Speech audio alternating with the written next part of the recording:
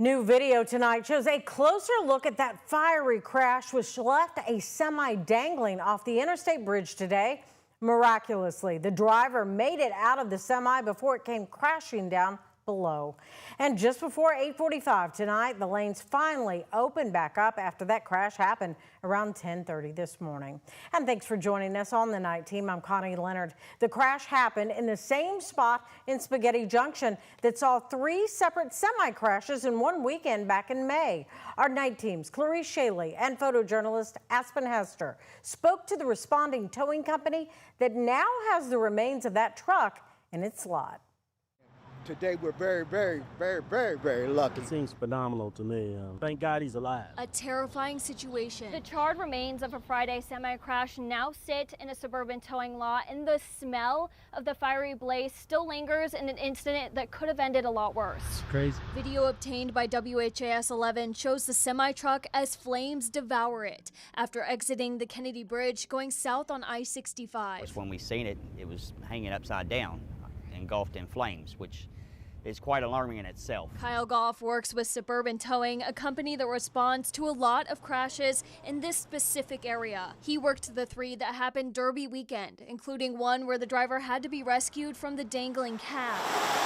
The driver of Friday's semi-crash jumped 20 feet to safety and was taken to the hospital. They said if it's going to have some lower extremity injuries from his jump, very minor, but again, we're very happy that he is alive. I cannot even fathom what was going through the driver's mind at the moment, that he had to make that split-second decision. Goff said the fire was so hot it welded the truck to the trailer. But one question, Well, it's a thing of why does it keep happening? keeps going through everyone's minds. I really think that speed has a lot to do with it. Trying to pass up there and the lane's narrow and the wind has a factor to blow, the vehicles. Maybe that could save people some, safety problems. The Kentucky Transportation Cabinet was in the area Friday. Mayor Greenberg says KYTC plans to add an epoxy surface treatment and replace a road tattoo, which identifies the lane. Cabinet officials responded in a statement. Today's incident will be taken into consideration as a part of an ongoing evaluation of enhancements in the area. A stunning survival in a reoccurring problem. In Louisville, Clarice Shaley, WHAS 11 Night Team on your side. And we're told by Suburban Towing that they're prepared for any other crashes in the area with concerns the weather may play a factor. LMPD's traffic unit conducted investigations on the 3 crashes that happened in the beginning of May. We've requested those results. LMPD is investigating after 2 teens were shot in what police believe are related shootings. The first call came in around 7 this evening. Officers responded to Marshall Street in the Phoenix Hill neighborhood. When police arrived, they found a boy in his early teens who had been shot. He was taken to the hospital and is expected to survive. A short time later, police were called to South 28th Street. There, they found another boy in his early teens with gunshot wounds. He was also taken to the hospital and is expected to survive. Police do believe that those shootings are related. Again, anyone with information is encouraged to call the anonymous tip line. That number, 574 LMPD.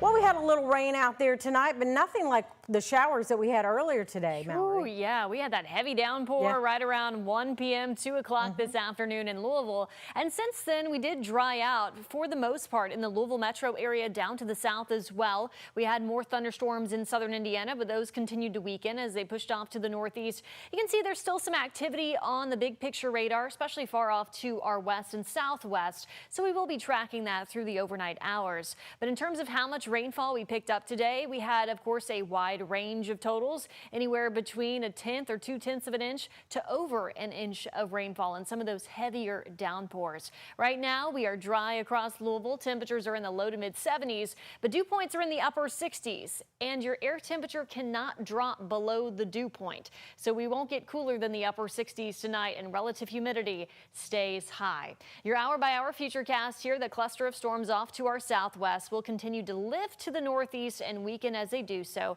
But once again, a few additional downpours can't be ruled out tonight.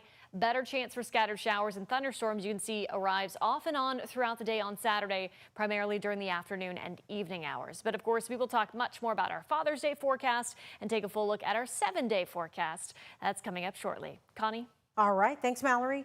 New tonight, he should do it. Those are the words from the leader of the Democratic National Committee, talking about Kentucky Governor Andy Beshear potentially running for president in 2028. Ken Martin was in Owensboro, Kentucky tonight with the governor, who's working to shore up support on the national stage. Senior reporter Isaiah Kim Martinez was the only Louisville TV reporter there, asking questions about Beshear's future leading the party.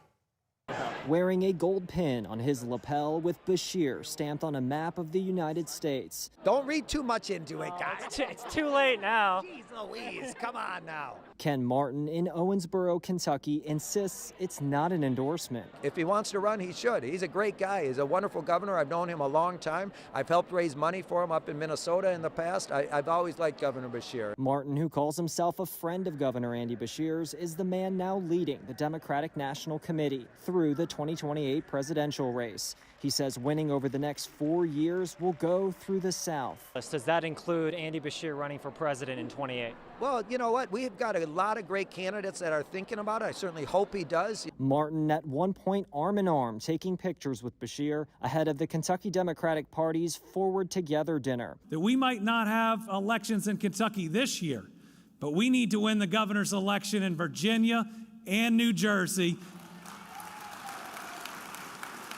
It was a sellout crowd and the first of these dinners in years outside the Democratic strongholds of Louisville and Lexington. And I had a chance to speak to Ken Martin moments after our interview. He emphasized to me the governor will have a major test leading the Democratic Governors Association next year to prove that his influence can lead to wins across the country.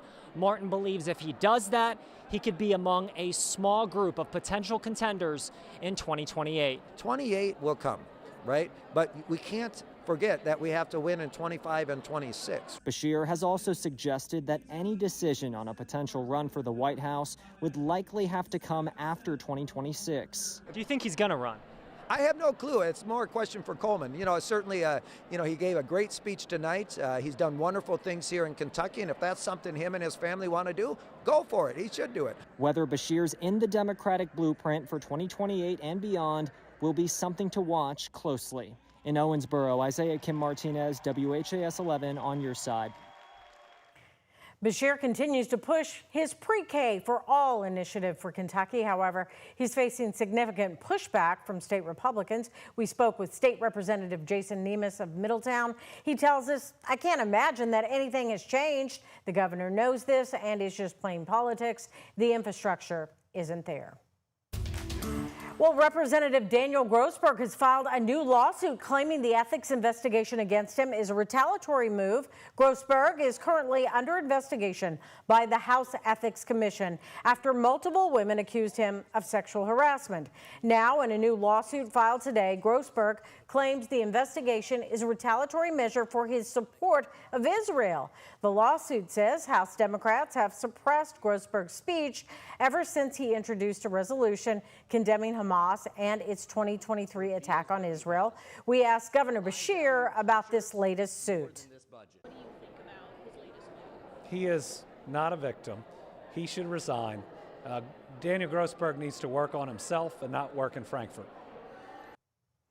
Grossberg is now asking that the Ethics Commission be prevented from continuing its investigation into him. LMPD is investigating the theft of copper wire at the Camp Taylor Park Pool construction site. According to police, the theft occurred sometime between Friday, June 6th and Monday, June 9th.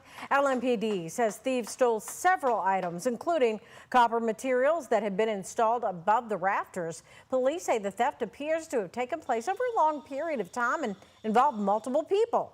The Camp Taylor pool was supposed to open this summer, but was delayed due to severe weather and construction issues.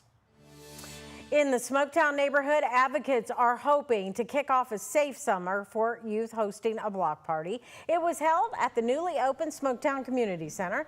The Office of Violence Prevention organized the event to provide resources to the community and keep kids busy and engaged. Just, we can come together, we can have some fun. It's not all about guns, put the guns and the weapons down, and let's just come out and have some fun, and it's all about community.